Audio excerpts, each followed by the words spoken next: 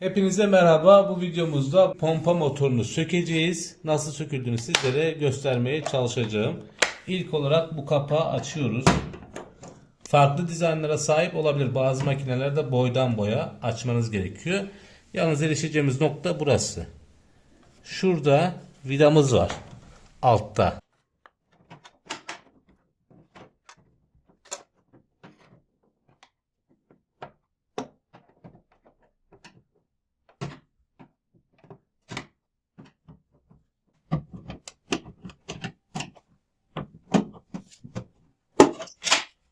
Bu kapağı çıkardıktan sonra vidalara erişimimiz sağlanıyor. Yıldız vida kullanılmış. Komple kapağı sökmenize gerek yok.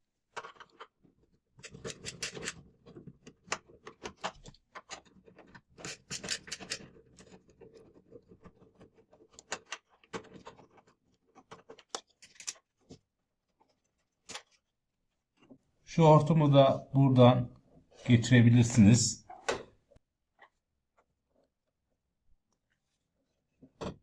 Şimdi makinenin arka kısmına geçiyoruz. Bu işlemden sonra makineyi yatırıyoruz. Alt kısmından pompaya erişebiliyoruz. Buradan kazana giden bir hortumumuz var. Bir hortum da şuradan geliyor yine kazandan. Bir de gider hortumumuz var. Tam şurada. Bunları çıkarmamız lazım.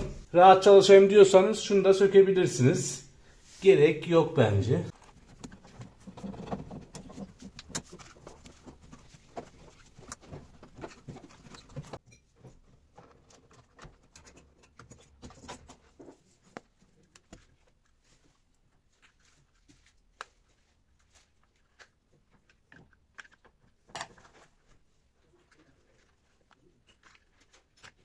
Bu şekilde söküyoruz arkadaşlar. Daha rahat çalışmak istiyorsanız makinenin ön kapağını da sökebilirsiniz. Takması, çıkarması daha kolay olur. Yani şurayı sökmemek için üşenirseniz buradan çalışması biraz daha zor. Takarken de zorluk çıkarabilir.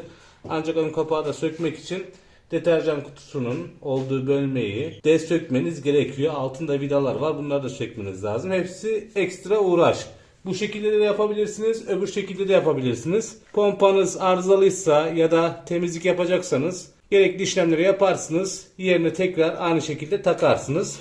Umarım güzel, faydalı bir video olmuştur. YouTube kanalıma abone olarak destek verirseniz sevinirim. Başka bir videomuzda görüşmek üzere. Hepinize sağlıklı, mutlu, güzel günler dilerim. Hoşça kalın.